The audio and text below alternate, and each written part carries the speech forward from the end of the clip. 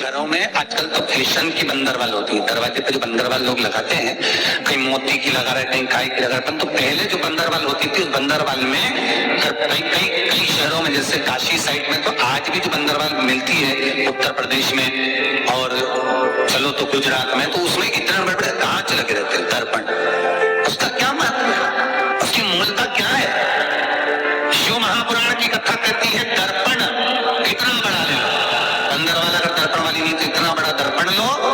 हनुमान जी के मंदिर में जाकर, क्योंकि हनुमान शंकर का ही अवतार है,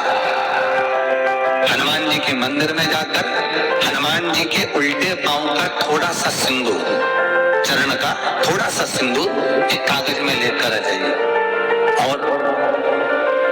हनुमान जी के छोटे भाई, हनुमान जी 6 भाई हैं, उसमें गतिमान, हनुमान जी के छोटे भाई गतिमान का नाम लो, और गतिमान का नाम लेकर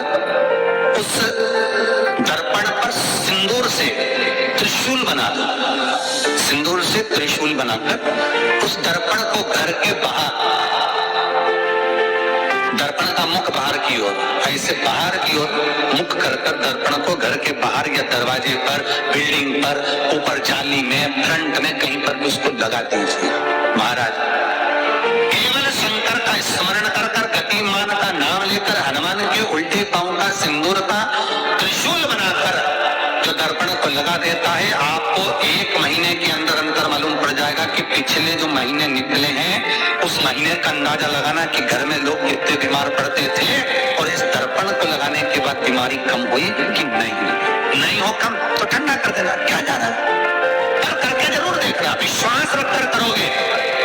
भगवान शिव का अनुमोदन कर भगवान शंकर पर विश्वास रखकर करोगे तो बीमारी घेर नहीं सके। अकाल मृत्यु हो मरे जो काम करे चंडाल का, काल उसका क्या बिगाड़े जो भक्त हो महाकाल का। शंकर की आराधना करने वाला, शिव का स्मरण करने वाला, शिव का निवेदन करने वाला, शिव अर्चना में डूबने वाला, शिव का अनुमोदन करने वाला कभी दुखी नहीं हो सकता। उनका आज तक हनुमान चालीसा पढ़ना नहीं है, आज तक कोई चालीसा, चाहे गायत्री चालीसा हो, लक्ष्मी चालीसा हो, शिव चालीसा हो, पढ़ना ही नहीं आती, बस बैठ गए भगवान के सामने और पढ़ लिया आसन लगा के। नहीं, चालीसा पढ़ने का भी एक नियम है। अगर कोई लक्ष्य लेकर पढ़ रहे हो तो उसका एक नियम है, पूरी जिंदगी पढ़ते रहोगे तो भगवान की प्राप्ति नहीं है, पर लक्ष्य लेकर अगर पढ़ा है आसन से, जिस भगवान की चालीसा पढ़ रहे हो उसकी मूर्ति या उसका फोटो आपके सामने होना चाहिए। एक घी का दिया, अगर हनुमान चालीसा पढ़ रहे हो तो या तो घी का दिया जलाओ, वो भी गाय घी का, भैंस के घी का मत जलाना, हनुमान जी कभी प्रकट नहीं होंगे भैंस के घी से।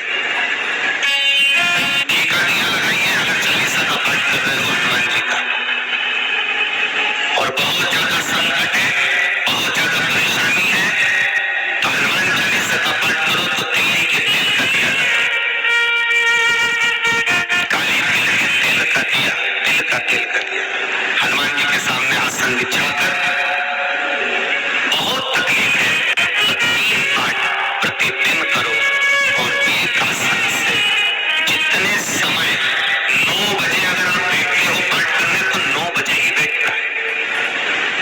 11 दिन तक प्रतिदिन 3 पाठ रोज करो। एक पानी का लोटा, कलश, तांबे का जल, अर्थात तांबे का लोटा हो, स्टील का लोटा हो, तुम्हारे पास जो कलश हो उसमें जल भरकर, एक सिक्का उसमें पटक कर, एक लौंग पटक कर, प्लेट से ढक कर रख दो और प्रतिदिन बस टाइम पर बैठकर पाठ करो। 11 दिन पूर्ण होंगे इस कामना से आपने पाठ करा है, बस वो सिक्का, वो लौंग कलश में से निकाल लो, जल का आचमन करो और जिस काम के लिए करा है वो जल उस प्रयोग में ले लो। उस प्रयोग, किसी से बात करने जाना है तो वो जल ही कर जाएगा, कोई से हाथ मिलाना है तो वो सिक्का, वो लौंग अपने हाथ में अपने साथ रखो।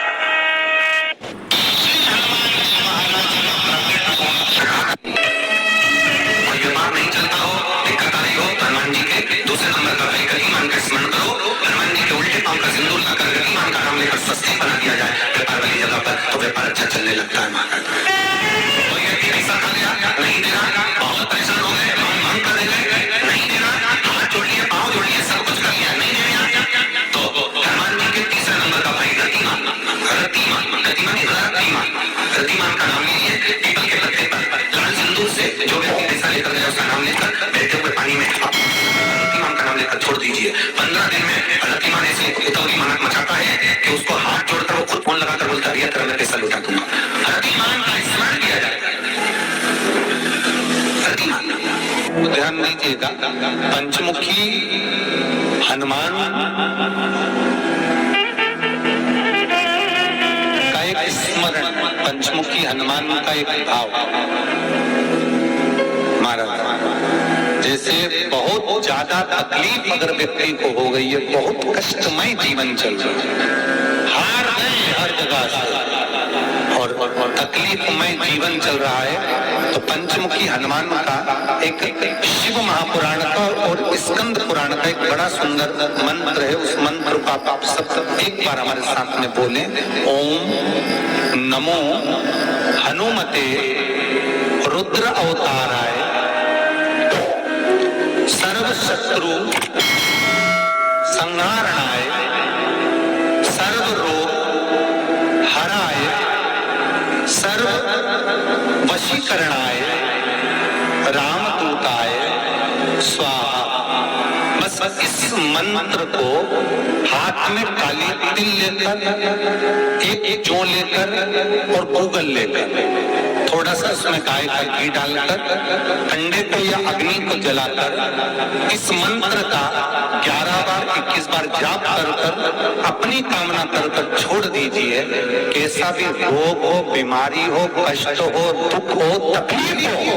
21 दिन के अंदर वो आनंद आना प्रारंभ कर देता है। इस मंत्र, स्कंद पुराण का, शिव महापुराण का ये मंत्र मूल बच्चा पंचमुखी हनुमान सुख दे। और एक और चीज याद रखिए हमारा, यदि कोई काम जा रहे हो, कोई व्यापार के लिए जा रहे हो या नौकरी करने के लिए जा रहे हो और लगी नहीं रही, बहुत तकलीफ पा रहे हो, सर्विस ही नहीं लग रही, बहुत कष्टमय हो गया, तो निवेदन करूंगा 5 पीपल के पत्ते पर बेसन के 5 लड्डू घर में बने हुए, गाय के घी के 5 लड्डू रख लो, उस लड्डू के बीचों बीच एक आटे का दिया और उसमें तिल्ली का तेल डालकर इसी मंत्र का प्रयोग कर पंचमुखी हनुमान का किसी भी हनुमान के मंदिर में जाकर, दक्षिण मुखी हनुमान के मंदिर में जाकर उसको रख कर आ जाइए। इसके बाद आप उस काम के लिए जाइए, आपका काम सफल हो जाएगा। आपको किसी को नहीं कहना पड़ेगा, कि हाथ जोड़ना नहीं पड़ेगा, किसी के पाँव नहीं पड़ना पड़ेगा, तुरंत काम। बस इस मंत्र का स्मरण कर पंचमुखी हनुमान का भूतेश्वर जो मंत्र है वो सुख देने वाला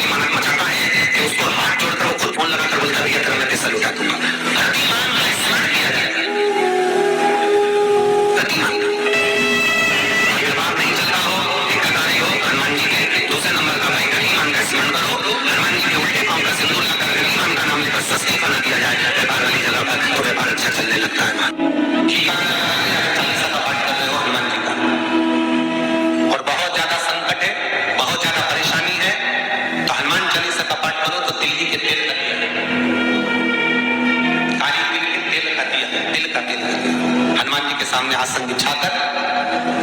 बहुत तकलीफ है तो 3 पाठ प्रतिदिन करो और एक आसन से जितने समय 9 बजे अगर आप बैठते हो पाठ करने तो 9 बजे ही बैठना,